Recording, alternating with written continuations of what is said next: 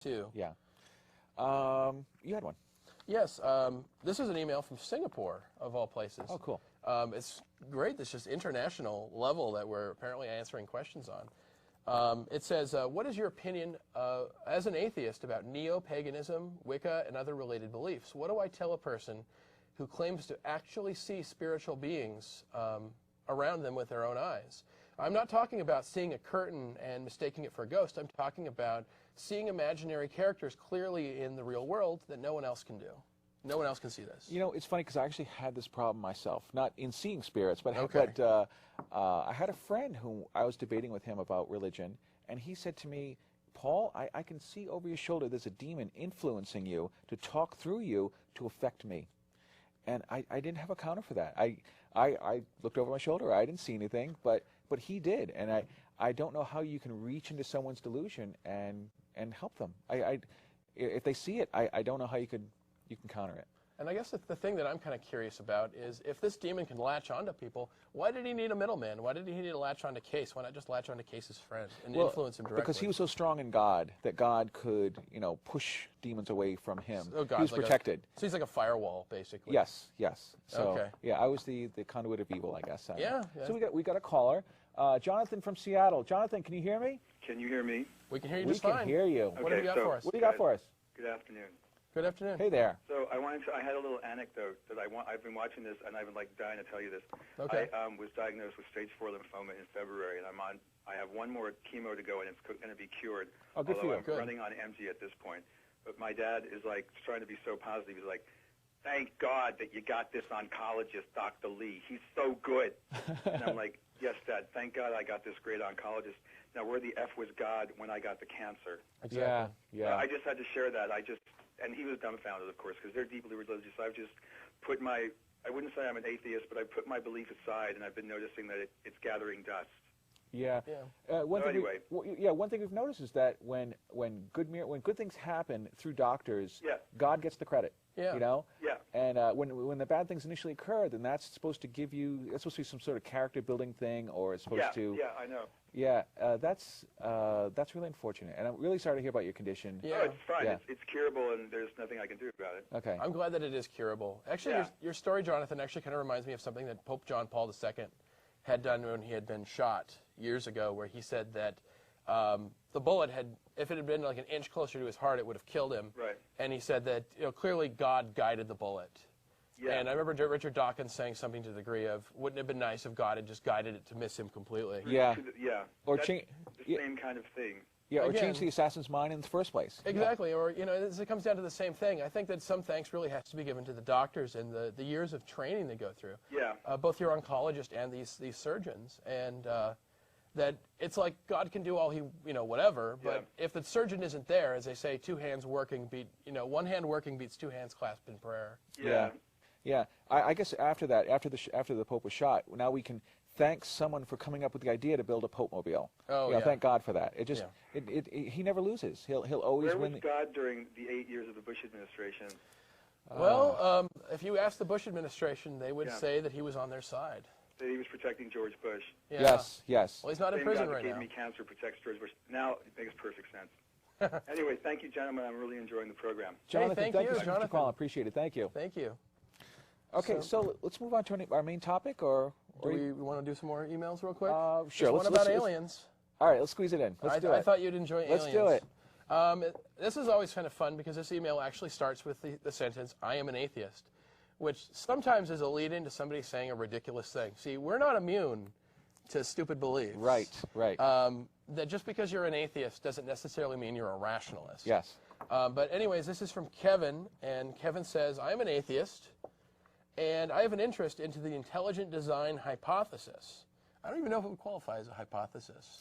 Well, there's no evidence for it, so it's not a theory. Certainly not a theory. So it would be in hypothesis. Yeah. That's fair. He says the hypothesis that aliens created or played a role in the creation of life. I do not buy into a personal God creating the first single-cell organisms, but I think some form of aliens created this, which in turn evolved to us. Just wanted to know what you think. Thanks. Okay, well, I've actually encountered somebody who's espoused this belief before, that he felt that maybe aliens came and planted the seeds of life here for what we know today. But unfortunately, there's no evidence for that either. So just like with atheism, if someone purports to have a claim and there's no evidence for that claim, or the evidence doesn't hold up, then there's no reason to believe in it. And aliens, for me at least, falls into that category as well. Yeah. Actually, the alien story sort of reminds me of something I had. I got into an argument on Facebook about a year ago with a friend who his belief system was just so haphazard.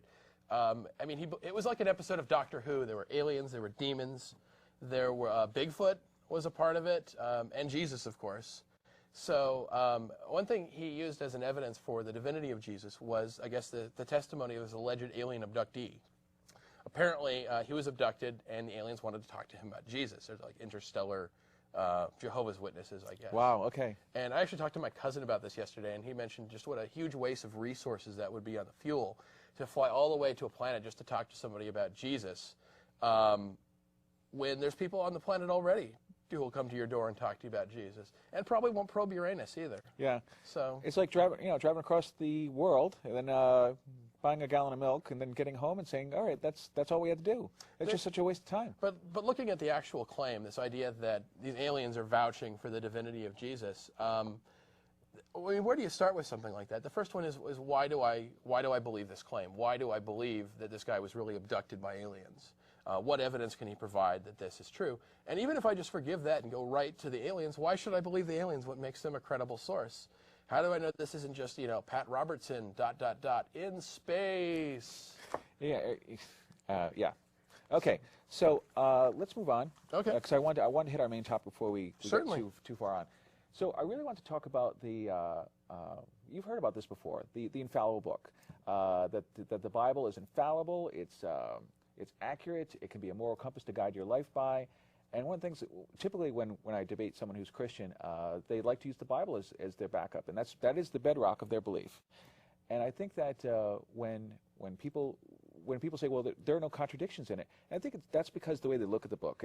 If most people, when they read the Bible, they just flip it open to something, keep reading until they find something morally relevant to them, and then close it. Or even people who read it from top to bottom, they say that there's no contradictions in it. But the problem is that they're not reading it the right way. What you do is, if you're looking for contradictions, you have to look at how different authors looked at the same story. Like, for example, the crucifixion of Jesus. If you read the different authors on that same topic, they all differ in very, very major ways. In fact, one of the real challenges for theologians is, what exactly are the events that led up to Jesus' death and resurrection? They don't add up. For the most part, they don't add up, and that's a major tenet. That's actually a major part of Christianity. And when that story doesn't add up, well, what else doesn't add up? Well, yeah, I think a lot, especially because so many people want to interpret the Bible as a history text. And Yes. I think that's one of the issues going on in Texas right now, is that not only are they trying to affirm this as a Christian nation, but they're trying to say that this is history.